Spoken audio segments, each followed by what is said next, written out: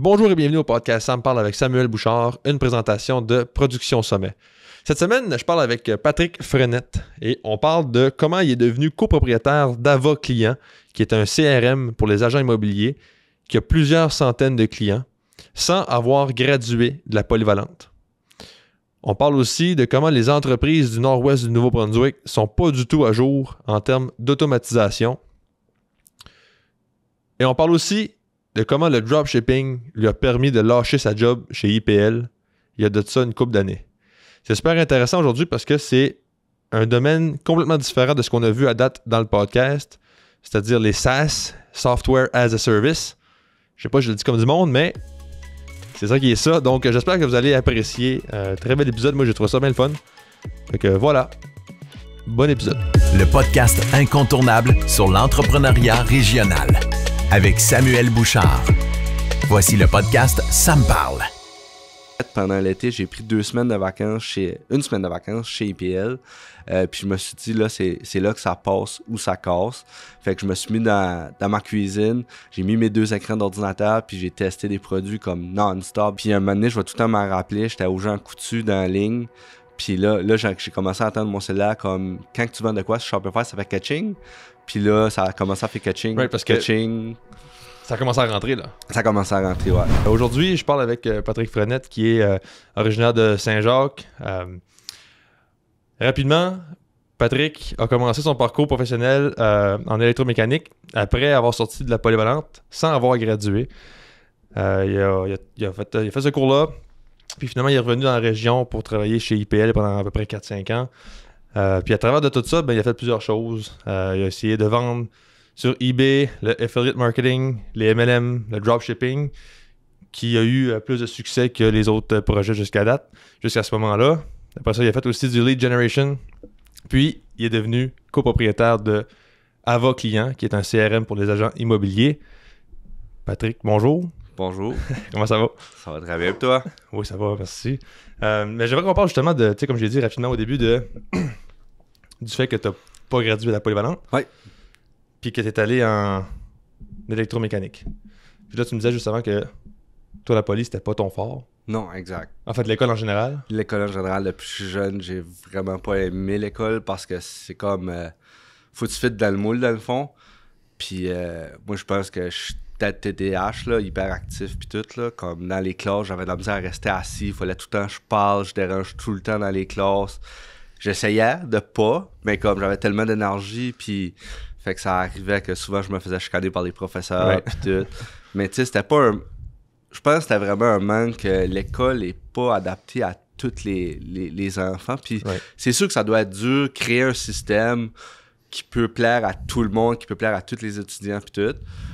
Mais je fitais vraiment pas dans le moule à l'école, dans le système scolaire.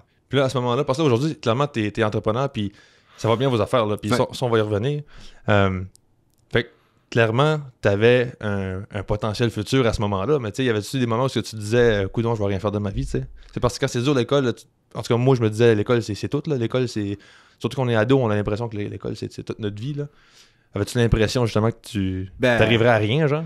Un peu, parce que tout le monde disait « Ah, faut que t'ailles à l'université, c'est vraiment important à l'université, c'est comme le summum, faut que tu étudies, t'aies des bonnes notes, tu vas aller à l'université, tu vas avoir une bonne job, tu vas avoir un bon salaire. » Mais tu sais, moi, je connais beaucoup de monde qui ont pas été à l'université puis ils fassent des salaires plus hauts que souvent du monde qui ont été à l'université, qui vont faire 2-3 fois plus d'argent que le monde qui ont été à l'université.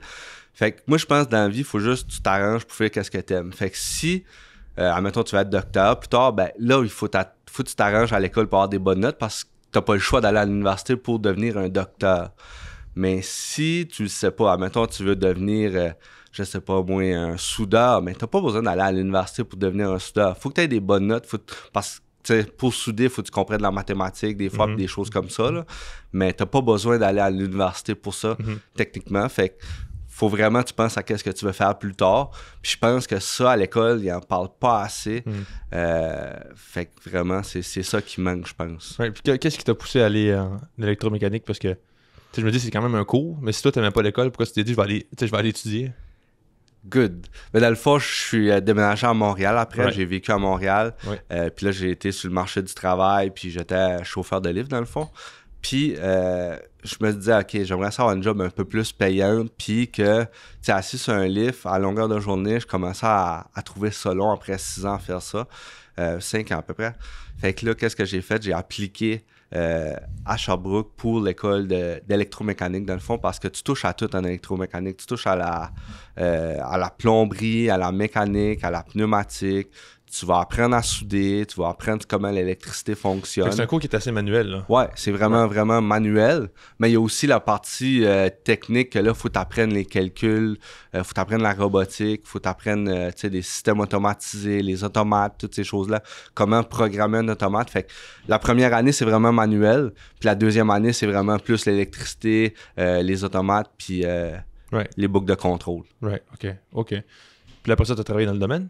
Oui, exact. J'ai travaillé dans le domaine pendant environ 4-5 ans. J'ai revenu dans la région, dans le fond. Quand j'ai fini mon cours, j'ai appliqué, j'ai trouvé des jobs, puis j'ai vraiment été chanceux. J'ai trouvé un job proche du site chez IPL. Ouais, c'est ça. Ouais, OK, cool. Puis là, mais tu faisais quoi exactement? J'étais technicien chez IPL. J'arrangeais les robots, puis j'arrangeais les machines, les moules à pression, dans le fond, qu'ils appellent. Fait que c'est plein de petites billes de plastique qui passent au travers d'une chaleur, puis là, ça fond le plastique. C'est vraiment nice, là, comment c'est fait, les plats de plastique. Fait que j'arrangeais les robots, puis toutes ces choses-là. C'était vraiment nice. OK, c'est ça. C'est un peu comme un mécanicien de machine. Ouais, mécanicien, mais je faisais aussi l'électricité. On faisait les deux. On jouait dans les panneaux. Exact. Ouais, c'est un peu ça la job, je pense. Électromécanique. Ouais, exact. On fait tout. Right. OK. Puis, dans toute cette expérience-là, avant ton parcours, disons, plus... avant, oui, puis non. Là, à travers de tout ça, tu as fait un peu d'entrepreneuriat, disons, de différentes formes, là, comme je disais, eBay, puis... mais comment tu as trouvé tout ça en général, cette expérience-là sur le marché du travail? Est-ce que c'était comme, ah non, j'aime quand même ça, mais... Ou pas? Comment tu trouvais travailler comme employé? Comment tu trouvais ça? Travailler comme employé, dans le fond, c'est que tu n'as pas le contrôle sur les process. Quand il y a des choses qui arrivent, tu te dis, OK, peut-être bien on pourrait faire ça mieux de même. Ça dépend tout le temps c'est où tu travailles. Chez IPL, c'était vraiment bien rodé le système, mais comme, j'ai travaillé à d'autres places quand j'étais jeune, je suis comme, OK, il pourrait y avoir amélioration dans le système de la compagnie. Là. Fait que ça dépend vraiment des places, mais tu n'as pas le contrôle sur ton horaire, puis tu n'as pas le contrôle sur ton salaire. Parce que ton salaire, dans le fond, va tout le temps rester pareil. À moins que tu fasses des heures supplémentaires, mais là, tu viens d'enlever des heures dans ta vie. Fait que oui, des fois, je faisais des heures supplémentaires, mais comme j'avais pas de fin de semaine, ou je travaillais 6 jours, j'avais 2 jours off. Fait que ça... Puis tu montes ton salaire, mais tu payes tellement en impôts que ça vaut-tu la peine à la fin de tout ça, là. Right. Ça, c'est-tu une des affaires qui t'a poussé à avoir tous ces projets-là Parce que clairement, là, j'ai l'impression, tu me dirais, je me trompe, mais tu cherchais à sortir un peu de ce moule-là d'employé. Ça se peut-tu? Parce que là, c'est eBay, Affiliate Marketing, MLM, c'est plusieurs affaires que tu as essayé. En fait, c'était quoi ton objectif avec ça? D'essayer différentes choses? Hein? Devenir libre. Libre, right. Libre, dans le fond. Right. Pas devenir riche, mais vraiment devenir libre. L'épisode d'aujourd'hui est commandité par Production Sommet. Production Sommet, c'est mon entreprise. Production Sommet aide les entreprises à augmenter leur visibilité et leur crédibilité sur les réseaux sociaux grâce à de la création de contenu vidéo.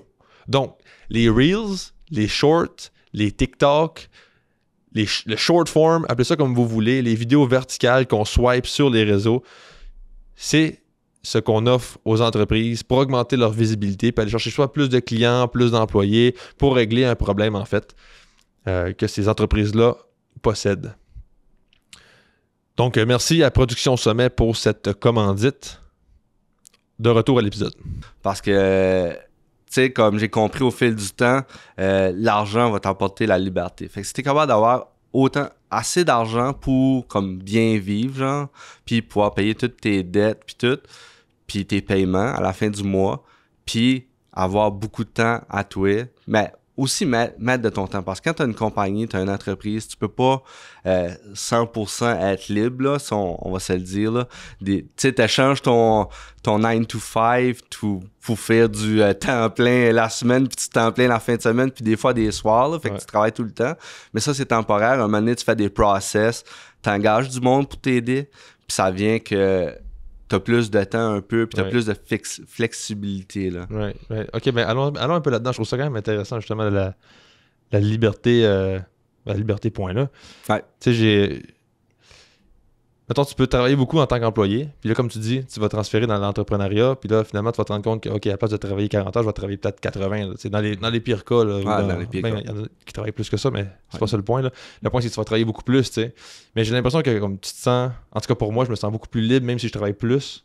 Je sais pas si c'est un peu ça que tu veux dire, tu sais. On dirait, t'as beau travailler la fin de semaine, tout ça, mais pour toi, ça devient pas nécessairement du travail. En tout cas, pour moi, en tout cas, c'est ça, là. On dirait que tu travailles, mais c'est pas comme quand t'es employé, puis t'es obligé d'être là, entre guillemets, là, tu sais. T'es là parce que tu le veux ou peu importe. Fait en fait, je suis 100% d'accord avec toi, là. C'est ça mon point, là. Quand tu parles de liberté, c'est un peu ça que tu c'est exactement ça. C'est ça que tu recherches. Hein. C'est exactement ça. Tu sais, le nombre d'heures, tu le fais pour toi, tu le fais pas pour quelqu'un d'autre. Fait que, qu'est-ce que tu construis? Tu construis quelque chose pour toi et ton futur. Right. Exactement. Parle-nous un peu de ça, le eBay, le affiliate marketing. J'ai-tu le bon ordre? Je suis pas sûr. Hein? eBay, affiliate marketing, MLM, dropshipping. Ouais, j'ai pas mal essayé vraiment, vraiment beaucoup de choses. À un moment donné, je pense que mes parents étaient découragés. J'arrivais à chaque 3 mois avec des nouvelles affaires. Je suis comme, ça, je pense que ça va marcher. Ça, je pense que ça va marcher. Dans le fond, j'ai fait eBay. Ça, c'est la première chose que j'ai essayé vraiment. J'ai acheté... ça, c'est dans le temps que YouTube n'était pas populaire dans ce temps-là. Puis, tu sais, l'Internet commençait. 2005, genre? Ouais, non, plus. Ouais, à l'entour de 2005-2007, quand je suis déménagé à Montréal. Là, j'essayais de vendre des vinyles sur Internet. J'avais une grosse collection de vinyles. Puis dans le fond, mon but, c'était vraiment d'arriver puis vendre mes vinyles puis avoir plus de reviews sur Google pour pouvoir vendre d'autres affaires. OK. Mais... Attends, tu peux avoir des reviews sur Google en étant vendeur sur eBay? Non, sur eBay, je veux dire. Okay, des reviews sur eBay. Ok, je comprends. Mais t'as des reviews de genre ton profil ou? Ouais, sur ton profil, dans le fond. Puis là, le monde, ils te font confiance. Fait que, tu sais, tu vends... J'avais acheté un cours, fait que tu vendais des petites affaires. Comme ça, c'était vraiment facile d'aller chercher des reviews pour ton eBay. Right. Puis après ça, là, le monde, il te faisait confiance. Admettons, t'as 25 étoiles. Là, tu peux commencer à vendre des affaires plus grosses, puis plus grosses, puis plus grosses. Moi, qu'est-ce qui m'arrêtait dans ce temps-là, c'était que je savais pas beaucoup parler en anglais. Puis toutes les formations étaient en anglais dans ce temps-là. Fait que tu sais, j'achetais une formation, mais comme je comprenais pas à 100%, fait que c'est là que je me suis forcé à apprendre l'anglais puis à tout le temps écouter des séries en anglais. Right.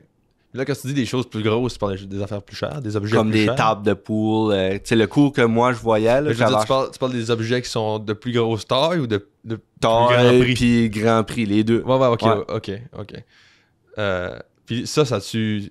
Comment ça a été? T'as-tu un certain succès avec ça ou pas vraiment? Puis t'as juste lâché? Ou... Après, ouais, j'ai juste lâché là. Après 3 mois, aller à la post office puis pas vraiment faire de profit. Tu sais, il fallait que j'aille à la post office. Je pack les vinyles, j'envoyais ça. C'était beaucoup d'ouvrages. Puis là, j'avais plus de vinyles à vendre vraiment. Puis j'essayais de trouver des fournisseurs, mais je savais pas dans ce temps-là où trouver les réponses encore. Là. C'était comme... L'Internet, c'était pas comme tout de suite. Comme, tu sais, en 2016, il y a eu un boom pour les entrepreneurs que là, les formations sont sorties, puis là, l'information était partout. Dans ce temps-là, j'étais peut-être moins débrouillard que tout de suite. Fait que je savais pas où aller trouver les réponses. C'est quoi que t'as appris là-dedans? Parce que, tu sais, j'imagine que t'as ressorti des choses de ça. Quoi que t'as appris? C'est quoi la chose que t'as appris en faisant du... La réputation, c'est la chose la plus importante. Oui? Ouais. La plus importante? Ben, si tu bâtis ta réputation sur l'honnêteté, puis tu sais, tes mots, tes paroles, tu les gardes, ça va venir que le monde, ils vont te faire confiance dans le fond. Puis si tu donnes ton 100%, le monde, ils savent. Tu sais, il dit, OK, ben, tu sais, il m'a dit ça, mais comme, il va pas le faire. Mais, tu sais, si qu'ils te fassent confiance, puis tu dis de quoi, il dit, OK, il fait vraiment de son mieux, puis ils te font confiance. Puis ça, j'imagine que tu utilises ça encore aujourd'hui. Quoi, ça? La réputation. Oui, la réputation, c'est la chose la plus importante. Ouais. Comme que j'ai dit, c'est de même qu'on a construit Ava, moi puis mon partner. Fait que j'imagine que ça fait partie un peu de vos valeurs en tant qu'entreprise, de la manière que... Right, OK. Après ça, j'aimerais parler aussi un peu des autres... tu sais, de restant de ton parcours, là, tu sais...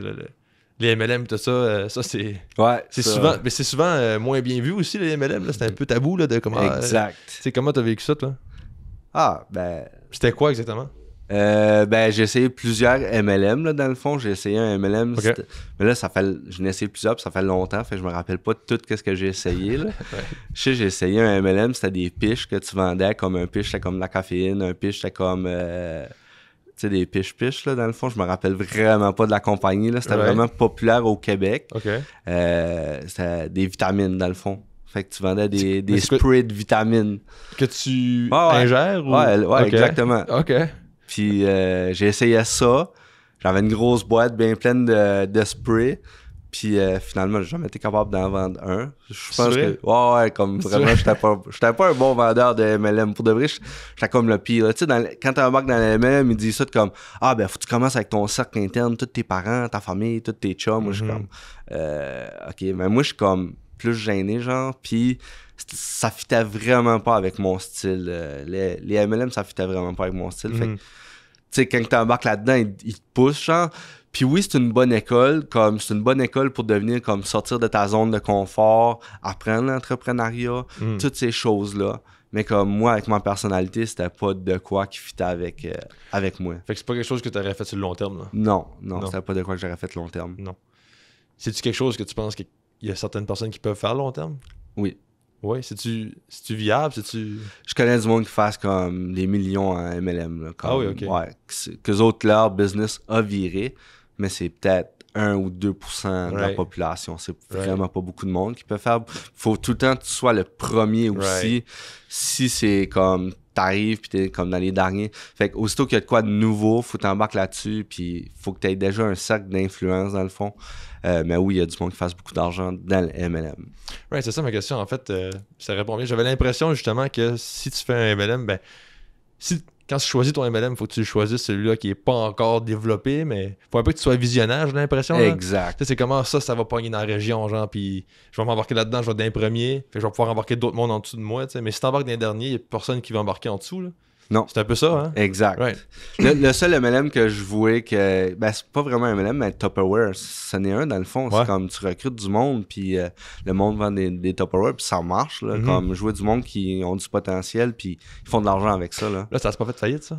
Non, mais ça a passé proche. Proche? Ah oui, c'est vrai, ok, je Ouais. pensais que c'était fini, moi, là, Tupperware. Ok. Non, ça a passé Bon, proche. good, ok. Puis après ça, t'as enfin eu du succès avec le dropshipping. Le Je dis dropshipping, je dis ouais. enfin, je sais pas, là, mais. Ouais, non, c'est ça. C'était après plusieurs ça a pris années, du là. temps, ouais. Parce que, mettons, entre eBay et dropshipping, il y a eu combien de temps? Un TB puis le dropshipping, il y a eu des années, là, comme j'ai essayé pendant des années de faire de l'argent en ligne. Là, Right. pas, ouais. Ouais. Explique-nous un peu ça, le dropshipping, qu'est-ce qui s'est passé? Dropshipping, j'ai vu Joël Bilodeau, dans le fond, il était sur un podcast avec Alexandre Doyon. Dans ce temps-là, Alexandre Doyon a un podcast, puis il parlait il y avait des invités spéciaux à chaque semaine, je pense. Puis une fois, c'était Joël Bilodeau, puis Joël Bilodeau, il parlait, c'était quoi le dropshipping, comment tu pouvais faire d'argent en prenant des produits de la Chine. Puis il fait quoi, Joël Bilodeau? C'est ça qu'il faisait, en fait? Ou... Ouais, c'est exactement ça qu'il faisait. C'est un grand nom dans le dropshipping? Ouais, c'était un grand nom dans ce temps-là. À ce temps-là, il est rendu coach pour les coachs, dans le fond, comme, admettons, quelqu'un a une business de gym ou des choses comme ça. Il leur montre comment comment aller online puis vraiment trouver des clients. Ah, ok. Ouais, c'est ça, exact. Il leur montre comment faire du marketing, trouver des clients. Mais dans ce temps-là, il était vraiment bon en dropshipping. Il faisait vraiment beaucoup d'argent, puis il coachait. Fait qu'il y avait une formation. Fait que là, j'ai cliqué sur le lien de sa formation. Puis j'ai vu, je pense que c'était comme 2000 ou 2500$. Là, je suis comme, oh, c'est beaucoup d'argent. Dans ce temps-là, comme dans ma tête, c'était beaucoup d'argent. J'avais encore la mentalité employée. Je suis comme, OK, 2500$, je travaille quasiment 3-4 semaines pour ça, là, tu sais. Qu'est-ce que tu veux dire par la mentalité employée? Ben que, dans le fond, dépenser de l'argent pour apprendre des choses comme ça, tu sais. Je saurais pas comment l'expliquer dans le fond, mais comme ça, beaucoup d'argent pour apprendre de quoi que je savais pas si j'allais avoir des résultats. C'était pas de quoi que je pouvais jouer avec comme un PlayStation ou des choses comme ça. Tu sais, souvent, j'arrivais à la job puis le monde était comme « Ah, je viens de m'acheter un PlayStation 600$. » Moi, je suis comme « Moi, je viens de dépenser 600$ en publicité Facebook, tu comprends? » Mais tu sais, moi, c'est pas de quoi je peux toucher puis je peux jouer, mais c'est de quoi que j'essaie d'investir pour bâtir de quoi. Puis je comprends le fun d'avoir un PlayStation. Puis oui, comme moi tout, j'aimerais ça dépenser mon argent pour un PlayStation, mais j'essaie de dépenser mon argent pour grossir puis bâtir de quoi. Right. Parce que l'apprentissage, c'est un investissement selon toi. Exactement. Alors que, si je comprends bien, tu me diras si je me trompe, les employés, tu sais, la mentalité employée, comme tu dis, c'est de penser qu'un apprentissage, c'est pas nécessairement un bon investissement. Exact. C'est ça? Exactement. Ouais, ok. Puis là, je t'ai comme coupé, fait que tu peux continuer. Là, Non, ben il y en a qui vont puis, continuer d'apprendre, tu sais, sont employés, Ok. puis ils vont continuer d'apprendre parce qu'ils aiment qu'est-ce qu'ils font. Right. Mais il y a ceux qui aiment pas qu'est-ce qu'ils font, puis qui vont faire le strict minimum, puis ils vont pas apprendre plus. Right. Puis eux autres vont dépenser dans des choses pour la dopamine, dans le fond, comme un PlayStation ou des choses comme ça. Puis c'est correct. Tu sais, moi, j'ai déjà été là, dans ce stade-là. Puis c'est bien correct. Mais tu sais, moi, je dépensais mon argent sur des formations. Puis c'était la première fois. Puis c'est exactement ça. J'avais cette mentalité-là de m'acheter un PlayStation, gamer toute la fin de semaine, des choses comme ça. Puis là, c'était vraiment dur pour moi de switcher de ce mindset-là à OK, là, il faut que je commence à prendre mon argent, tout l'argent que j'ai, puis à dépenser pour des formations que, comme, là, va falloir que je me force parce que si ça marche pas, je viens de dépenser 2500$ sur une formation, puis j'aurai pas de résultat, je vais juste avoir perdu mon argent. Exact. Je comprends ce que tu veux dire. Puis là, avec le recul, est-ce que tu as l'impression que c'était rentable, ces formations-là? Exact. C'est la chose la plus rentable que j'ai faite dans ma vie. Oui. J'ai pas eu des gros résultats au début. Ça a pris beaucoup d'années avant d'avoir des résultats. Mais comme je pense que c'est la chose la plus rentable que j'ai faite parce que ça l'a débloqué ma partie, comme ça l'a débloqué mon mindset dans le fond. Parce que là, Joël, dans son cours, il montre comment faire un magasin de dropshipping.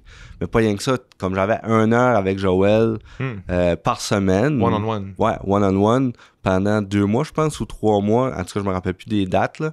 Puis, tu sais, j'ai pu apprendre à parler, tu sais, comment que lui pensait, comment qu'il faisait les affaires, comment qu'il voyait la business. Puis c'est là que ça a comme développé mon cerveau. OK, ben c'est de même qu'il faut penser quand tu as une entreprise. Puis il faut vraiment que tu penses plus loin que juste demain. Il faut que tu penses comme 1 mois d'avance. Puis il faut tout le temps que tu persévères aussi. Tu peux pas arriver puis juste faire le strict minimum. Ça va pas marcher. Il faut tout le temps que tu pousses si tu veux que un moment donné, la graine que tu as semée, comme, elle pousse puis ça fasse un arbre. Right. Ben, un peu comme, c'est une belle analogie, un peu comme un jardin, tu sais, tu peux pas arrêter de l'entretenir, ça commence à pousser puis t'arrêtes de l'entretenir, je pense que ça va. Exact. Ben, je suis pas jardinier, là, je suis pas farmer, mais je pense... Mais comme un bambou, dans le fond, là, quand tu plantes la graine, ça prend 4 ans avant que le bambou, comme tu le vois apparaître puis sortir de la terre, mais après ça, il va pousser comme, je pense, c'est 10 pieds dans 1 an. Ah, c'est exponentiel comme. C'est exponentiel, exact, là, mais comme ça prend vraiment du temps avant que tu vois les résultats. Donc, j'imagine que ton point est que en entrepreneuriat, le succès, c'est le même principe, c'est exponentiel. Exact. C'est ça? Ouais, mais en fait, je trouve ça intéressant que tu parles de mentorat ou d'apprentissage, tout ça, puis tu dises que c'est rentable, parce que je suis bien d'accord, là, puis j'aimerais partager justement que moi, au début de l'année, j'ai commencé à travailler avec une mentor, puis je suis d'accord avec toi que c'est probablement la dépense qui m'a le plus rapporté dans toute l'histoire de mon parcours entrepreneurial jusqu'à présent, là, tu sais. Parce qu'on dirait juste que la manière que je l'explique souvent, c'est que, tu sais, quand tu vas te lancer par toi-même, souvent il va y avoir comme des hauts, des bas, puis tu vas prendre une certaine direction, ça va te prendre une couple de semaines, une couple de mois avant de te rendre compte que c'est pas la bonne direction. Oui. C'est correct parce que là, tu apprends, tu te réajustes. Ouais, c'est ça. Mais quand tu as un mentor, ça t'évite d'aller dans cette direction-là. Trop longtemps. Du départ ou trop longtemps. Exactement. Tu sais, tu vas partager, tu sais, moi je pense que je ferais ça, on fait ça de même, on fait ça de même. Puis là, ton mentor va te dire, ben, va-tu réfléchir, qu'est-ce que tu penses de ça, tu sais, puis là, tu penses à ça, c'est vrai, bon point. Tu ramènes, puis là, tu skippes des étapes si on veut, là, tu sais. Yes. Fait que je suis bien d'accord avec ça. Ben, explique-nous un peu le succès que tu as eu avec ça, le dropshipping. Perfect. Ben, avec le dropshipping, dans le fond, pendant 1 an de temps, quand je travaillais sur UPL, je mettais tout mon argent en publicité Facebook pour tester des produits, dans le fond. Tu prends des produits, tu fais une page sur un site internet, tu prends des photos, tu fais une description, puis tu essaies de le vendre. Fait que tu fais comme... Puis tu vends ça où? Tu vends ça partout sur Internet, là, comme la publicité Facebook. Fait que tu vas peut-être mettre 100$, mais comme dans les 5, top 5 dans le fond, là, c'est les États-Unis, le Canada, United Kingdom, l'Australie, puis New Zealand. Fait que c'est les 5 plus gros pays, dans le fond. Puis tu vas tester ton produit pour voir, OK, je suis capable de vendre ce produit-là en ligne. Puis là, si tu es capable de le vendre, je suis-tu rentable après ou j'arrive break-even? Si tu arrives break-even, tu es capable de faire des choses pour arranger. Fait que quand la personne achète, tu fais dans le fond, des one-time upsell qu'ils appellent. Fait que tu vends un autre produit complémentaire quand la personne a acheté ou des choses comme ça. Right. Fait que j'ai testé ça pendant 1 an de temps. Je testais des produits. Puis là, j'étais rendu comme à quasiment 20 000$ de mise sur mes cartes de crédit. J'étais comme pas mal. En publicité. En publicité Facebook. Puis oui, j'avais vendu des produits, mais j'avais rien trouvé de viable qui était profitable. Fait que là, l'élastique commençait à vraiment être tight. Fait que qu'est-ce que j'ai fait pendant l'été? J'ai pris une semaine de vacances chez IPL. Puis je me suis dit, là, c'est là que ça passe ou ça casse. Fait que je me suis mis dans ma cuisine. J'ai mis mes 2 écrans d'ordinateur, puis j'ai testé des produits comme non-stop, du jour au matin. Puis à un moment donné, je vais tout le temps m'en rappeler, j'étais au Jean Coutu dans la ligne. Puis là, j'ai commencé à entendre mon cellulaire comme quand tu vends de quoi sur Shopify, ça fait catching. Puis là, ça a commencé à faire catching. Right, parce catching.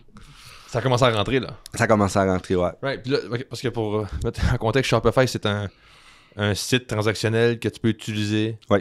Bon, tu peux créer ton propre site sur le site Spotify, là. Shopify. Ouais, effectivement, c'est pas Spotify.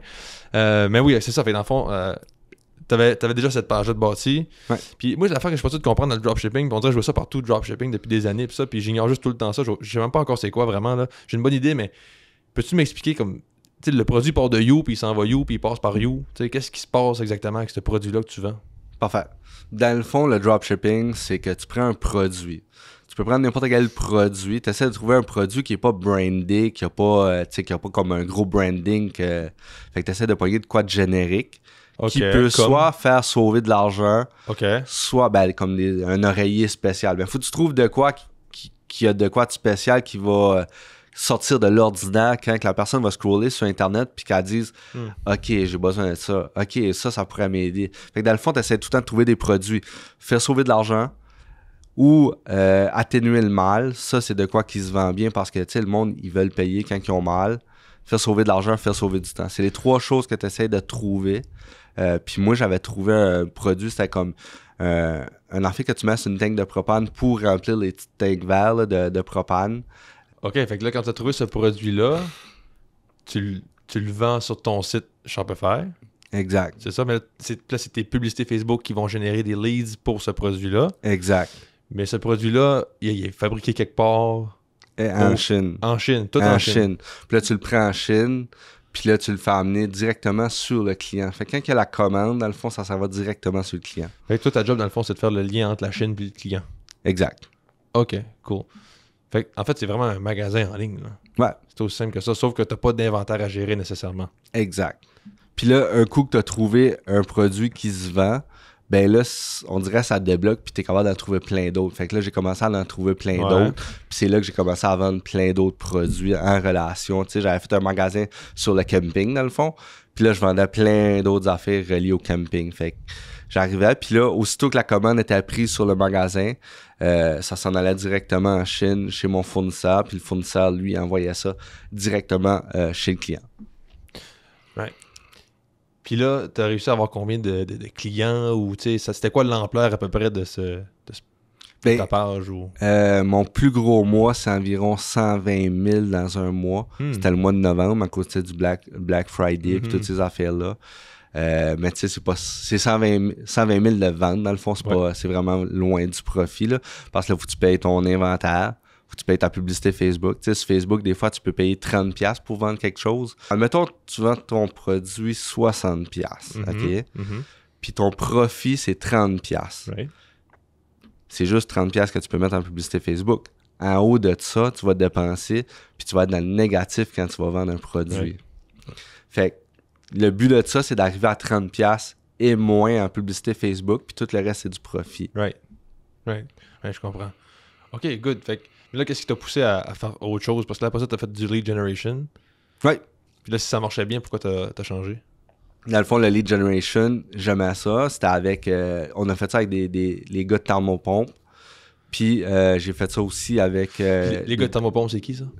Ben, n'importe où au Québec. OK, je faisais une publicité pour trouver des gars de Thermopompe. Dans le fond, je vais te donner des leads gratuits. Puis moi, qu'est-ce que je faisais? C'est que je payais de ma poche les premières publicités. Fait que quand j'avais fait une publicité pour trouver des gars de Thermopompe, puis là, quand ils rentraient dans ma publicité, je les appelais, je faisais comme, ça t'intéresserait-tu d'avoir des leads dans ta région? Fait que le gars, il me disait, OK, oui. OK, c'est quoi ta région? Victoriaville. OK, parfait. Je l'ai collé une publicité de Thermopompe dans Victoriaville. Puis je payais de ma poche pour les publicités au début, comme je mettais comme 100-200$, puis j'envoyais des leads.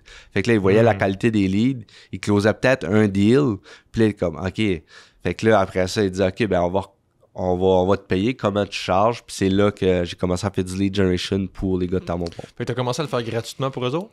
Ouais, ben, je payais de ma poche au début. Puis après, les autres payaient rien. Là. Les autres payaient rien, pas tout. Ah ouais. Rien. Fait que là, tu sais, il fallait que ça marche. Là. Fait que là, dans le fond, je mettais à 200$ en publicité pour le secteur de Victoriaville. Les leads qui rentraient, je les envoyais directement au gars à mon pompe, au vendeur.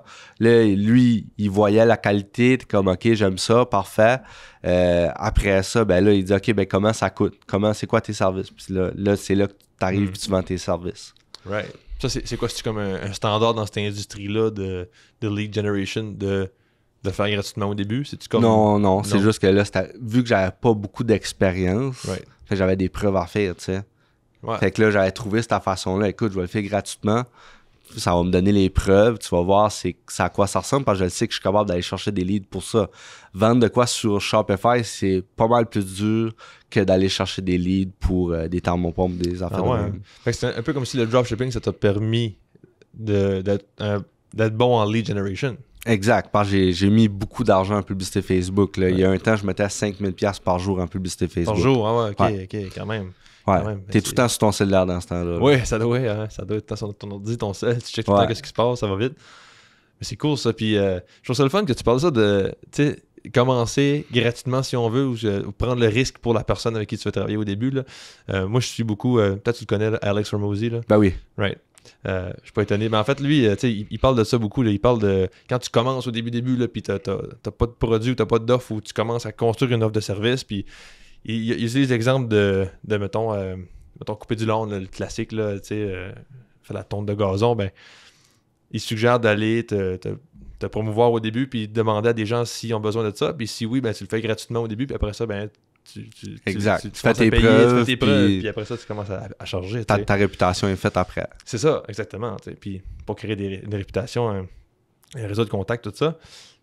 Même lui, ce qu'il avait fait, c'est qu'il avait commencé, peut-être tu connais son histoire, là, mais il avait commencé dans les gyms. Dans les gyms, ouais. Il allait travailler dans les gyms pour monter les gyms, dans le fond. Ouais, puis avant ça, au début, il était entraîneur personnel, puis il demandait au monde de le payer, mais à la place de payer à lui, il disait, ben si tu me donnes l'argent, on va...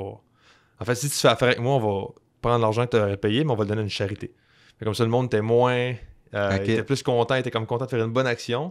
Fait qu'il avait moins l'impression de prendre un risque parce que c'était comme, ben, au pire, si ton service n'est pas bon, ben, j'aurais au moins donné une charité que j'aime, tu sais. Fait que j'aurais au moins fait une bonne action. Exact. Là, c'est quand même intelligent, c'est quand même pas fou de prendre cette stratégie-là, mais en tout cas, ça, je trouvais ça... Là, tu sais, quand tu en parles, ben, ça me fait penser beaucoup à ça parce que c'est un peu la même stratégie, là, tu sais. Comment est-ce que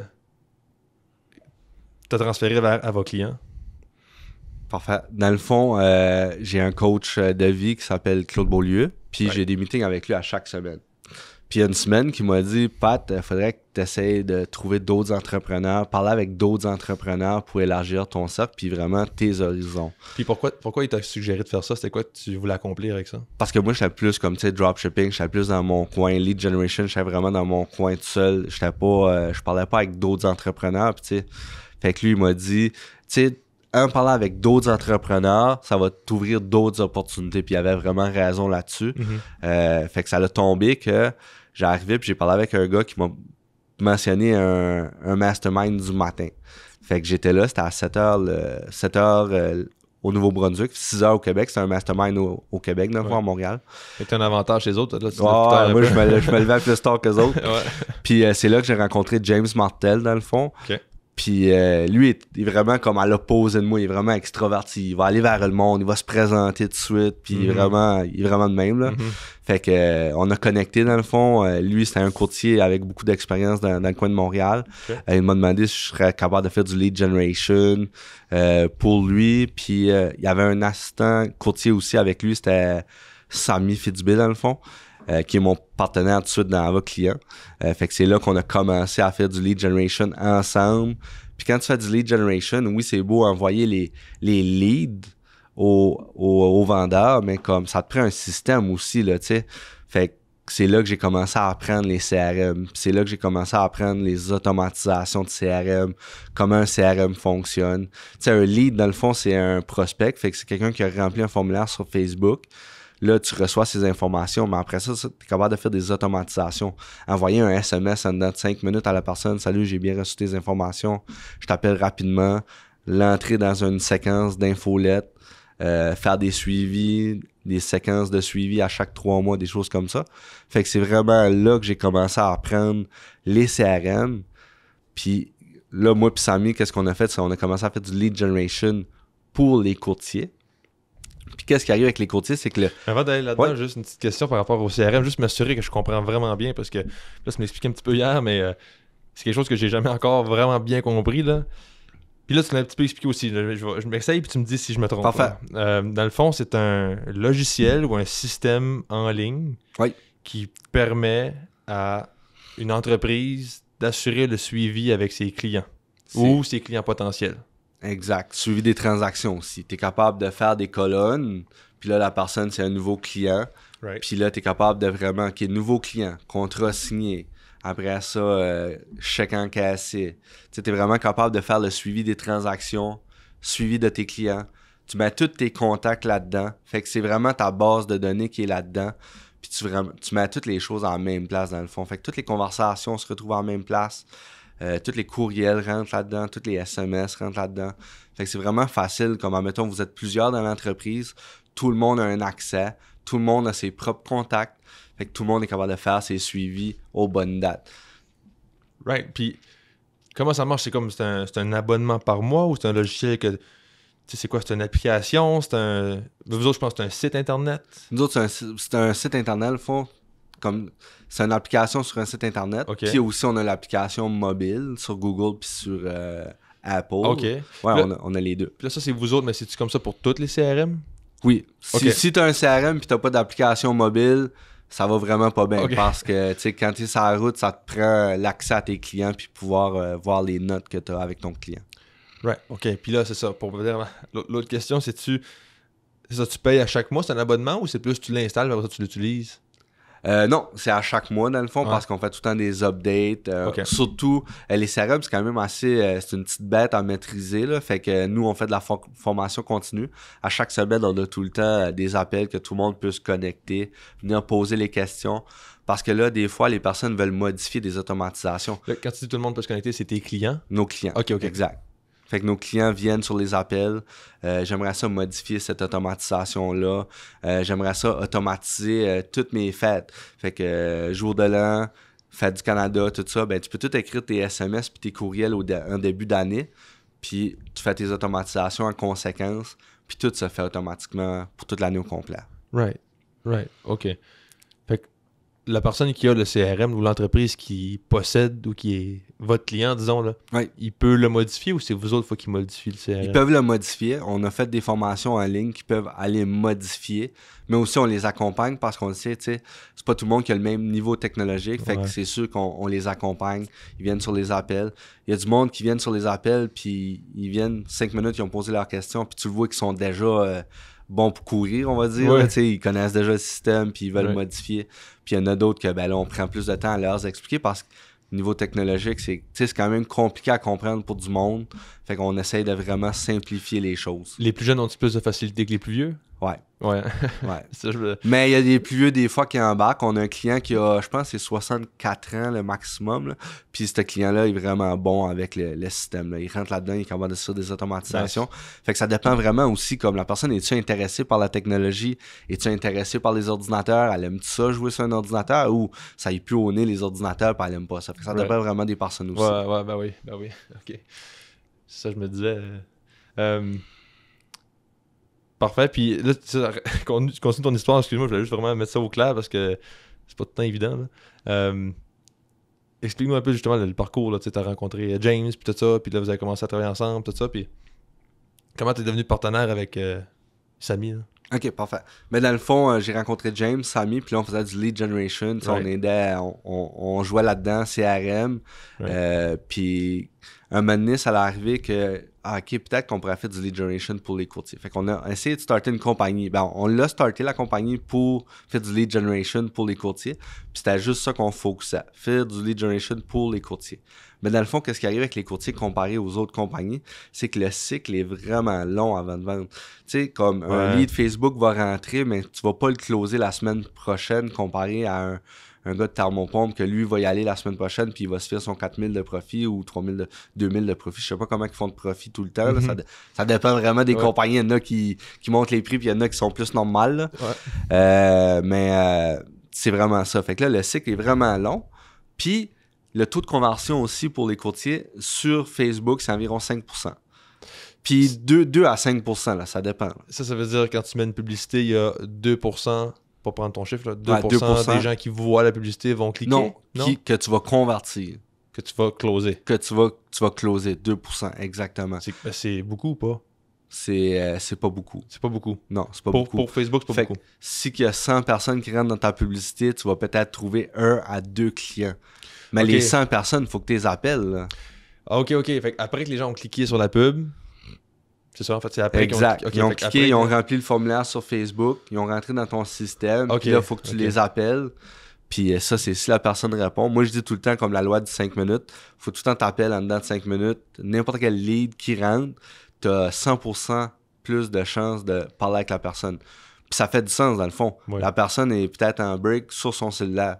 Fait que si tu l'appelles en dedans de 5 minutes, il y a des fortes chances qu'elle a encore son cellulaire dans la main et est encore en train de scroller sur Facebook. Oui, puis j'imagine aussi, elle y pense, tu sais, elle vient juste de cliquer sur la pub, fait que c'est encore frais dans sa tête le problème qu'elle perçoit, parce que si tu cliques sur une pub, c'est parce qu'il y a un problème que tu perçois qui peut être réglé par le service qui t'est offert. Donc, si la personne t'appelle 5 minutes après, les chances sont que ton problème est encore frais dans ta tête, puis tu te dis, ah ben là, voici la solution, plus de chances que je vais dire oui, là, tu sais. Puis pas rien que ça, comme, tu sais, la personne est là sur Facebook, puis là, elle continue à scroller. Fait que là, peut-être bien qu'elle va rentrer ses informations dans d'autres publicités. Puis là, si t'attends 24 heures pour l'appeler, la personne, peut-être qu'elle s'est fait appeler déjà 2 fois par 2 autres personnes.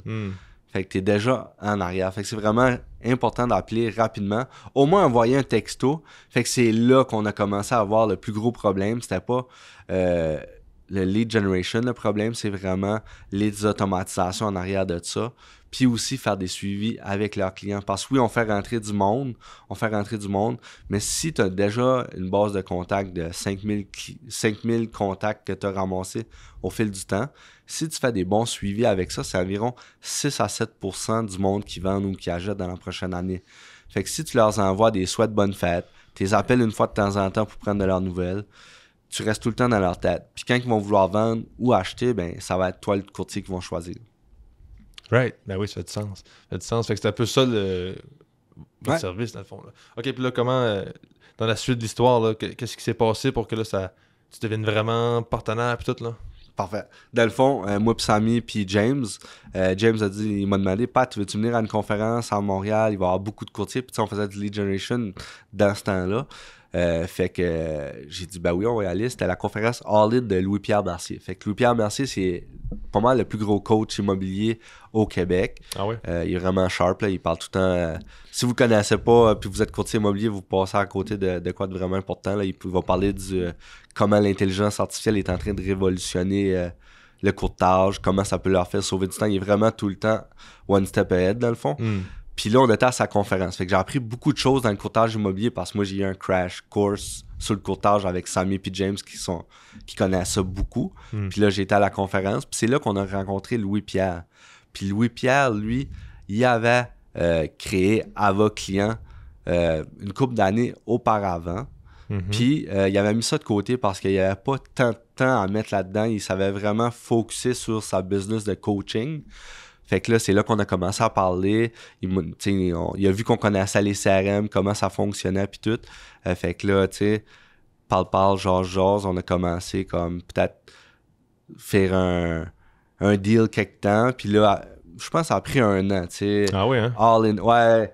LP, il prend vraiment le temps de connaître le monde puis de vraiment analyser les personnes avant d'embarquer dans un projet. Puis c'est normal, j'apprends beaucoup d'LP dans le fond, là, comme ces choses-là, j'apprends là.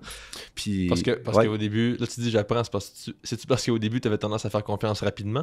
J'ai eu des partners puis ça marchait pas vraiment, tu sais, comme j'avais pas pris le temps de vraiment comme ok, ça c'est sa personnalité, ça c'est la mienne, ça va-tu fitter? Fait que avec LP, j'ai appris ces choses-là, comme prendre ton temps avant d'embarquer dans un deal, il faut vraiment que tu connaisses la personne.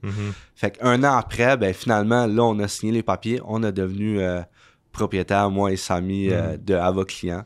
Puis on a commencé là. On avait 5 clients. Dans le fond, LP avait client, puis il y avait 5 clients avec lui, des 5 clients fondateurs. Puis moi puis Samy, on a pris ça, puis on a regardé le système. J'ai amélioré qu'est-ce que je pouvais améliorer. Puis à partir de là, Samy a commencé à faire des démonstrations courtiers du Québec. Puis on a grossi la business. Mm-hmm. Nice. Fait que là, qu'est-ce que... LP, est-tu encore impliqué là-dedans ou pas du tout? LP, oui, il est impliqué dans le fond, il a gardé une partie de pourcentage pour être là avec nous autres, puis il nous aide, mais pas dans le day-to-day, comme souvent on va aller le voir quand on a besoin d'aide, quand on a besoin d'une stratégie ou des choses comme ça, il va vraiment nous coacher là-dedans. Fait qu'on est vraiment chanceux de l'avoir dans le fond. Ouais, fait qu'il vous aide un peu en tant que coach tout en étant actionnaire, c'est le bon terme? Exact. Right. OK. Comment vous avez fait justement pour faire... dans les détails là, un peu plus, comment vous avez fait pour faire grossir le business? Dans le fond, Samy, il a commencé à faire du cold call. Moi, vu que je savais comment faire du lead generation, j'ai fait des publicités Facebook. Ouais, ça fitait les deux. Là. Tu allais chercher les leads, lui les appelait. Exact. Tu sais, Samy, dans le fond, il est vraiment outgoing. Dans le fond, il est vraiment bon pour parler au monde. Il est vraiment professionnel de la manière qu'il parle. Fait que lui, c'était le parfait vendeur, dans le fond. Puis moi, j'étais comme dans les opérations, dans le technique. Je faisais les publicités. Lui, il faisait les rendez-vous. Moi, je faisais les rendez-vous d'embarquement avec les nouveaux clients. Puis à partir de là, ça a vraiment décollé. Là. Mm-hmm. Fait que de fil en aiguille, j'imagine, à force de trouver un client ici, un client là. Notre réputation se fait, la réputation. Ouais. Puis là, ça devenait de plus en plus facile de trouver des clients. Puis vraiment, on était à l'écoute de nos clients quand il y avait des problèmes ou des choses à améliorer. On n'attendait pas, on agissait rapidement dans le fond. Right. C'est ça qui vous démarque? Qu'est-ce qui fait que vous vous démarquez? Moi, je pense que c'est le support clientèle. Là. Qu'est-ce qui nous démarque le plus? C'est vraiment le support clientèle. Puis on est vraiment présent pour les clients. Quand les clients nous appellent, nous envoient des courriels, on répond en dedans de 24 heures. Puis ça, j'ai pris ça de... Quand moi, j'ai essayé de faire du dropshipping puis des affaires de babe, j'ai essayé ClickFunnels. ClickFunnels, dans le fond, c'est quand même assez compliqué. Puis quand tu vas avoir du support, il faut t'envoyer un email. Puis ta réponse, tu vas l'avoir peut-être 2 jours, 3 jours après. Ben, tu sais, ton problème, il restait là. T'as resté pogné pendant 2-3 jours que tu pouvais pas avancer. Là. Puis ça, c'était vraiment frustrant pour moi, dans le fond. Fait que je me suis dit, je vais pas faire vivre ça à mes clients. On va faire des appels durant la semaine qui peuvent se connecter, n'importe quand, poser leurs questions. Puis après ça, par courriel, en dedans de 24 heures, on va leur répondre. Souvent, on va envoyer des vidéos pour leur répondre. Comme ça, ils peuvent regarder la vidéo puis voir c'est qu'est-ce qui fonctionne pas ou qu'est-ce qu'ils font de mal dans le système. Fait que c'est vraiment ça qui nous démarque. OK. Fait que mettons qu'il y a un client qui... Si je comprends bien, là, il y a un client qui arrive avec un problème par rapport à votre site ou votre CRM. Ouais. Il vous fait la demande dans un email. Une rencontre. OK, un email, OK, email. Parfait. Puis là, vous autres, vous répondez par vidéo. On répond, souvent on va envoyer des vidéos, on va enregistrer notre écran puis on va y montrer c'est quoi le problème, c'est peut-être qu'ils cliquent en mauvaise place, mais on a aussi des appels durant la semaine, des appels Zoom que n'importe qui peut se connecter, soit pour des problèmes ou des fois ils veulent modifier leur système, fait qu'il y a un bac là-dessus puis ils modifient leur système d'un bout à l'autre. Ouais, parce que pour vous autres, c'est quand même, vous pouvez quand même aller chercher beaucoup de clients, même si vous n'êtes pas une si grande équipe, si je comprends bien, là. Parce que là, vous êtes moins que 10. Exact, on est 7 là. Vous êtes 7, right. Mais tu sais, vous pouvez quand même aller chercher plusieurs centaines de clients, là. Parce que, tu sais, si je comprends bien, le CRM, c'est sur une application, fait que c'est un software, c'est comme le terme, le SaaS, là, SAS, le Software as a Service, là. Fait que c'est pas comme si tu as besoin de faire le service, là. Puis, la raison pourquoi je dis ça, c'est parce que, tu sais, moi, je fais des vidéos, la création de contenu, fait qu'il faut que j'aille faire le tournage, fait que je peux pas avoir 27 clients parce que j'ai pas le temps dans une semaine de voir 27 personnes, right, tu sais. Fait que pour vous autres, ça vous permet d'aller chercher beaucoup de clients. Ben, je me trompe-tu? Oui puis non. Dans le fond, on peut aller chercher beaucoup de clients, mais moi, je veux m'assurer qu'à chaque fois qu'on va chercher un tel nombre de clients, on engage un CSM, Customer Success Manager, dans le fond, pour s'assurer que les délais de réponse soient corrects, comme en dedans de 24 heures facilement, puis qu'on peut répondre aux questions. Parce que je veux pas arriver puis qu'on grossit à vos clients comme à un chiffre, qu'on n'est plus capable de répondre au monde, puis que là, notre réputation est affectée à cause qu'on n'est pas capable de répondre au monde puis réparer les choses. Fait que moi, c'est vraiment ça, je regarde. Là. C'est vraiment, OK, un CSM peut avoir tant de nombre de clients, puis passer ça, l'élastique commence à être tight. Right. C'est quoi le bon ratio, selon toi? Ratio client-CSM? Je te dirais environ 150 clients, un CSM. Right. Mais quand même, Ouais. De mon point de vue, c'est un bon ratio, là. Mais on a les appels à chaque semaine, là, ça aide. Là. On a plusieurs clients qui se connectent là-dessus. Des fois, on a 10 clients qui se connectent là-dessus, qui posent toutes leurs questions. Fait que ça aide. Puis tu sais, les clients que ça fait 1 an, 2 ans qui sont avec nous autres, ils ont moins de questions parce que ils ont eu leurs questions au début. Ouais. Puis là, c'est les nouveaux clients qui ont leurs questions. Right, c'est ça. C'est souvent... Ouais, avec un client qui est avec toi depuis 5 ans, souvent, tu n'entends pas trop parler, j'imagine. Exact. Mais là, vous autres, avez-vous votre propre CRM pour vos clients? Ben oui, on a un système de suivi dans le fond. Fait on a un système de suivi, puis on fait vraiment un suivi. Quand un client embarque avec nous autres, on a comme des colonnes, mois 1, mois 2, mois 3. Puis là, à chaque mois, ben on regarde, OK, ils l'utilisent-tu? On va les appeler. On a des systèmes de suivi pour appeler nos vieux clients, tu sais, parce qu'on veut pas les laisser de côté, tu sais. Ça, même ça fait 2 ans qu'ils est avec nous autres, on veut garder un contact, on veut être vraiment humain. Puis quand on va dans les conférences, on se le fait dire souvent, puis les clients viennent nous voir, puis ils disent hey, j'ai eu tel résultat avec votre système. Ça, c'est vraiment nice. Là, comme, ça donne comme un boost de dopamine, parce que là, le client est comme hey, j'ai juste des systèmes automatisés, comme j'ai envoyé des bonnes fêtes automatisées, puis j'ai pogné un listing, c'est vraiment fou. Fait que nous, on a notre propre CRM pour faire les embarquements de clients, puis les suivis clients. Right, c'est ça. Fait que vous autres, vous gardez... Mais là, votre CRM, à vous autres, c'est-tu le même...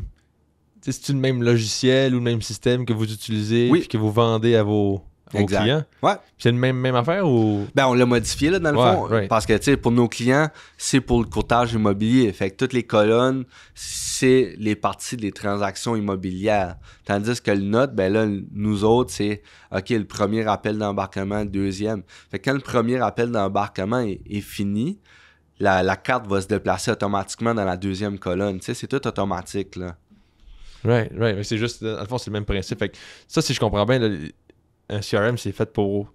Ça peut être adapté à n'importe quel business. Ça peut être adapté avec n'importe quel business. Y a-t-il des business qui ça fait juste pas? Ben, il y en a peut-être des affaires vraiment particulières, mais en général... Ben, moi, je pense que chaque business devrait avoir un CRM. Oui. Puis à partir de quelle taille d'entreprise est-ce que on devrait considérer avoir un CRM? Aussitôt que tu n'es plus capable de te rappeler de tous les noms de tes clients, tu vas avoir un CRM. Right. Fait que si tu as plus que 50, 100 clients, là, ça commence à te prendre un CRM. Puis moi, j'ai pris une habitude de vraiment, comme même si c'est pas moi qui fais les embarquements de clients, je vais aller regarder la photo du client, je vais apprendre c'est qui, je vais essayer moi, j'aimerais ça apprendre tous nos utilisateurs. C'est sûr que là, on est rendu à 500, ça commence à être dur. Mais tu sais, j'aimerais ça, quand je vais dans une conférence, souvent, je vais essayer de me rappeler des noms de tous nos clients, puis leur donner la main, là, mais... Ouais. Oui, c'est ça. Fait. OK, intéressant. 50 à 100, c'est quand même pas mal. Fait que c'est pas... c'est assez une petite partie des entreprises qui ont ça, j'imagine, un CRM. Non, pas mal toutes les entreprises ont des CRM. Des fois, ils appellent pas ça un CRM, mais c'est comme un genre de CRM. Pas mal toutes les entreprises ont ça. Right, OK. Ouais. Là, vous autres, mettons que ça doit vous arriver, des fois, vous avez des leads du monde qui sont pas agents immobiliers. Peut-être pas souvent, mais mettons une entreprise, je sais pas moi, un magasin de quelque sorte, ils vous contactent pour avoir votre CRM. Le faites-vous ou... Non, pas vraiment. Non, on est vraiment focusé sur le courtage immobilier. Vous êtes niché là-dedans. Ouais, exact. Comme LP m'a dit, focus is everything. Fait qu'on est vraiment focus là-dessus. Right. Une petite question aussi qui m'intéresse, ça change de sujet, là, en fait. On parlait des masterminds un peu tantôt, là, que tu as fait ça, tout ça. Comment est-ce que tu évalues la pertinence des masterminds en général? Moi, je trouve que c'est vraiment important les masterminds dans le fond parce que tu vas sortir de ta zone de confort, tu vas parler avec du monde, puis tu vas parler avec d'autres entrepreneurs qui ont des problèmes différents dans d'autres industries. Puis même si c'est dans d'autres industries, ça va te donner des idées ou toi, tu vas pouvoir donner tes idées. Puis quand tu donnes, tu vas recevoir un moment donné, dans le fond. Tu sais, quand tu donnes, tu as un feeling. ben ça va te revenir à un moment donné. Tu sais, la personne va dire « Ah, ben Patrick, lui, a un système de courtage immobilier, tu devrais peut-être lui parler, il va pouvoir t'aider. » Fait que vraiment, les masterminds, puis aussi, t'es redevable. Parce que là, quand tu dis que tu vas faire de quoi dans un mastermind, t'as comme pas le choix de le faire parce que tu t'as avancé puis tu l'as dit. Ben oui. Oui, absolument. Parfait. Est-ce que tu me recommandes de faire des masterminds à l'extérieur? Parce que alentour, je pense pas qu'il y en a, là. Est-ce que tu me recommandes d'en faire? Ouais, je te recommande d'en faire. Mais Évidemment. essaie d'en trouver des masterminds peut-être comme qui vont t'aider, tu sais, de te propulser toi dans ta business. Comme Puis comment je fais pour choisir le bon mastermind? toi, ça serait comme en vidéographie puis des choses comme ça. Fait que là, tu vas dans un mastermind en rapport avec ça. Fait que c'est tout du monde qui ont des business en vidéographie, en podcast, tout ça. Fait que comme ça, eux autres vont voir des tu sais, peut-être qu'il y en a qui sont plus avancés que toi. Ben oui. Fait que les autres vont avoir eu des problèmes que tu vas peut-être avoir en cours de route. Puis toi, tu vas pouvoir aider le monde qui sont moins avancés que toi en cause tu as déjà passé par là. Ouais, gars, ça vaudrait la peine que je fasse juste une petite recherche Google Mastermind, j'imagine au Québec. Là, Groupe Facebook. Groupe Facebook? Ouais, moi j'essaierais de trouver ça sur Facebook. Ah ouais, recherche Facebook. Tu vas sur Ouais. Facebook, puis tu as une petite recherche Mastermind, création de contenu, vidéo. Ben, tu peu importe. rentres dans des groupes, de vidéos, tu rentres dans des groupes de podcasts dans le fond, puis des fois tu vas voir qu'il y a du monde qui vont créer un podcast. Des fois, on va voir tu le crées toi-même là. Un Mastermind, tu veux dire? Ouais. Ouais, ok. Mastermind. Intéressant, je vais regarder ça. On dirait que je repousse tout le temps ça, puis je sais que je vais en faire éventuellement, mais en tout cas, on verra. Je vais checker ça. J'ai des questions en rafale pour finir, fait que c'est en fait, tu réponds par oui ou non. Ok. T'as pas le droit d'élaborer. Ok. Mais inquiète pas, je vais te donner la chance après, on pourra en jaser. Là. Les entreprises en ligne vont prendre de plus en plus de place dans le futur. Oui. Les entreprises nord-ouest du NB sont à jour en termes d'automatisation de leurs opérations. Pas pantoute. Non. Puis là, on en a déjà un petit peu parlé, fait que en tout cas, je vois pareil. Là, participer à des masterminds, c'est crucial pour le développement en tant qu'entrepreneur. Oui. Ben, elle qui m'intéresse le plus, c'est les entreprises au NB, au nord-ouest du NB qui sont pas à jour. Comment ça? Dans le fond, j'ai parlé avec plusieurs entrepreneurs dans la ville, puis souvent quand je leur parle, je creuse un peu plus, ils ont-ils un CRM, leur site internet est fait comment? Il y a beaucoup d'entrepreneurs dans la ville qui ont des sites internet des années 90 que tu vas dessus, t'es comme ouh, ok, ça c'est ça fait mal ça. Ouais. Fait que ça, tu sais, déjà ton site internet est comme des années 90 quand il y avait le dial-up dans le temps, faut que tu le mets à jour, puis il n'y a pas vraiment d'excuse parce que oui, ça pourrait coûter vraiment cher faire un site internet, engager quelqu'un 4-5 000 $. Si tu veux vraiment pas le faire puis tu veux pas t'en occuper, ou tu es capable d'arriver puis le faire par toi-même si t'es technologique dans le fond là. Puis ça va te coûter peut-être 500 $, puis tu vas être capable de le faire toi-même Là, tu parles d'un CRM ou tu parles d'un site internet? Site internet. Je parle d'un site internet. Ouais, même que... Site internet, c'est hein? le premier morceau là. Ouais, CRM, c'est après là. Ouais. Mais le site internet, c'est comme... C'est ta carte de visite dans le fond. C'est là que quand le monde te recherche sur internet, sur Google, première chose qui est vraiment importante, c'est tes avis Google. Fait qu'il faut tes ramasses. Puis je vois beaucoup d'entreprises que c'est des grosses entreprises dans la région, puis ils ont 4 avis Google, mais c'est des entreprises qui ont comme 30-40 employés puis qui desservent des clients à chaque jour puis qui ont comme 4 avis Google. Right. Même que j'ai l'impression que c'est en train de shifter un petit peu ça, comme tu sais, dans ton groupe d'âge, dans ta génération, l'entrepreneuriat en ligne, ça se faisait beaucoup de même, le Google, le site internet, tout ça. Puis j'ai l'impression que dans la mienne, c'est un peu plus sur les réseaux sociaux. Je sais pas si tu serais d'accord, mais tu sais, à la place d'avoir un site web, il y a une nouvelle tendance qui est comme tu vas avoir une page d'Instagram qui est ta carte personnelle, puis peu importe le business qui est associé à ça, ben les gens vont pouvoir se retrouver là-dedans avec la bio, parce que tu as un lien, tu as un Linktree par exemple, parce que là tu as toutes tes affaires. Ça, j'ai l'impression que c'est comme une nouvelle tendance qui est en train de ressortir, parce que, mettons, moi, mes leads, ils viennent pas de mon site pantoute, là. Tu sais, souvent, ça va être plus les réseaux sociaux qui vont aller chercher que je vais aller chercher des leads ou... Ouais, je comprends. Ça, je pense que c'est mitigé parce que tes leads sont technologiques puis ils savent, tu sais, si ils veulent faire du contenu, ils sont déjà à l'aise avec la technologie puis ils veulent aller vers là. Bon point. Mais comme, je vais arriver avec le point des nouveaux arrivants dans la ville. Tu sais, il va s'il veut trouver un électricien, il va pas aller sur t'as raison. Instagram. Il va aller sur... il va écrire électricien sur Google, puis il va prendre lui... Ben, moi, je prendrais tout le temps lui qui a le plus d'étoiles, dans le fond, puis je l'appellerais, là. Ouais. Fait que ça, c'est un exemple, là. Ouais, right. Non, c'est un bon point par exemple. Je pense que ça dépend, puis c'est pas totalement shifté là-dessus. Je pense qu'il y a certaines industries que tu vas faire, mettons, peut-être plus ton Instagram, puis tu vas aller faire ton lead generation avec ton contenu organique, ce que je fais moi, là, des vidéos, des reels, tout ça. Mais il y a aussi d'autres différentes industries où tu vas aller chercher aussi Google, puis ça marche encore super bien. Je pense que c'est encore très à jour, là. OK, intéressant. Puis après ça, les entreprises en ligne vont prendre de plus en plus de place dans le futur. Fait que je pense que il n'y a pas grand monde qui sera en désaccord, mais tu peux élaborer. Dans le fond, tu sais, dans les années 90, le monde avait peur de sortir la carte de crédit puis mettre ça sur un site Internet. Maintenant, leur carte de crédit est déjà sur le site Internet. On va prendre Amazon, dans le fond, tu n'as pas besoin de cliquer sur le piton. Puis, fait qu'Amazon a vraiment ouvert la voie. Fait que les business en ligne, c'est vraiment... Puis maintenant, c'est tellement vite le shopping que des fois, le monde, ils vont pas se casser la tête, puis ils vont pas aller au Walmart, ils vont juste le commander en ligne, puis ça va finir là. Absolument. Je sais pas si c'est comme ça, mais nous autres, à cette heure, on fait notre épicerie en ligne, puis on va la chercher au Walmart, là. Ah, moi, j'y pense. Je l'ai pas encore fait, là, mais j'y pense. C'est magique, tu sais, je veux dire, on est, je sais pas moi, un mercredi soir, ma blonde va ouvrir son cellulaire, elle fait l'épicerie. T'as déjà l'épicerie qui est déjà faite, mettons, de la semaine passée. Fait que, mettons, t'as 75% des choses que tu veux réacheter, parce que souvent, on a la même chose, on mange tout le temps la même affaire, ou presque, tu sais, ça varie un peu, mais je veux dire, moi, des yoko grecs, j'en mange toutes les semaines, tu sais, fait que, mettons, ça, c'est tout le temps dans ma liste, fait que tu peux juste garder la même liste, modifier une couple de petites affaires, tu fais commander, c'est payé, t'arrives le lendemain, tu te parques au Walmart entre telle heure puis telle heure, mettons, après la job, tu sais que tu finis à 5 heures, ben, en 5 heures et 6 heures, tu vas au Walmart, il y a une personne qui vient t'amener ton épicerie dans ton char, tu t'en vas chez vous. Ça a pris 15 minutes au lieu de prendre 1 heure et demie peut-être, là, tout dépendant de l'épicerie que tu as à faire, tu sais. Fait que ça, moi, je pense que ça va être le futur. Je verrais pas pourquoi ça serait pas ça le futur. Je veux dire, c'est tellement convenient que... Exact. Puis pas rien que ça, c'est que le temps que tu sauves, tu vas pas le passer avec ta famille. Fait que si tu sauves 1 heure par semaine, c'est 1 heure de plus que tu as avec ta famille. Exact. Puis le but, dans le fond, c'est d'avoir plus de temps pour nous autres.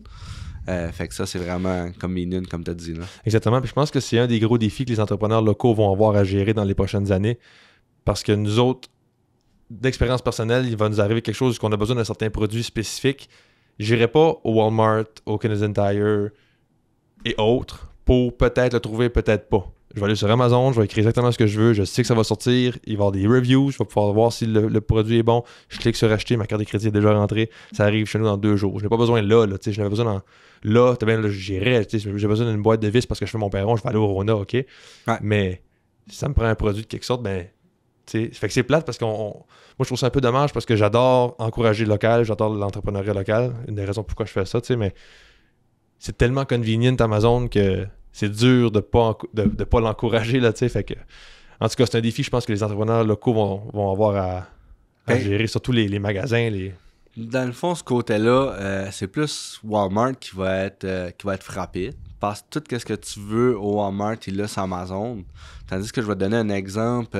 Moi, je vais encourager le local. Fait que je vais acheter un livre. Je vais aller voir sur Matulus ce qui est là. Je vais acheter une bague pour ma femme, genre. Je vais aller dans la ville acheter la bague. Sure. Mais tu vois, moi, la bague de fiançailles, je l'ai achetée en ligne. Okay. Les livres, on a la Kindle. Il y a plein d'options. Mais oui, t'as un bon point quand même, là, mais vas-y, je voulais pas te couper. OK. Ben, c'est ça, tu sais, moi, je vais plus essayer de me forcer à aller local pour ces choses-là. Ouais. Mais admettons que, je sais pas, moi, c'est au Walmart. Ben là, ça va pas me faire de la peine. Parce que quand le Walmart est arrivé à Edmundston, moi, je me rappelle, j'étais comme en polyvalente dans ce temps-là. Il y a plein de magasins qui ont formé comme. Fait que même si t'achètes pas au Walmart, puis en plus, maintenant, c'est toi qui te caches toi-même, là, comme. Fait que. J'ai pas de gêne à pas acheter au Walmart, là. Right. Tu vois, moi, je suis pro les caisses automatiques. Moi, je trouve ça quand même... Ben, ça va plus vite dans certains cas, je veux dire... ouais, ça va plus vite. Ça va quand même assez bien. Ça enlève des jobs. Ouais. Puis, dans le fond, j'attends encore le pardon de Noël. À cause de ça, c'est nous autres les employés. Dans le fond, quand tu te caches toi-même, c'est toi l'employé, là. Non, je comprends ce point-là. Puis, tu sais, c'est vrai que c'est un point négatif, là. Absolument. C'est drôle, ça, le pardon de Noël. Voilà, merci d'avoir participé, vraiment, Patrick. C'est vraiment intéressant, ça, parce que c'est un nouveau... c'est une branche que j'avais plus ou moins discuté. J'avais pas vu un entrepreneur encore qui était dans une SaaS là, ou un CRM, tout ça. Fait que merci pour tes connaissances puis la discussion. Yes, ça fait plaisir, c'était vraiment le fun. Yes.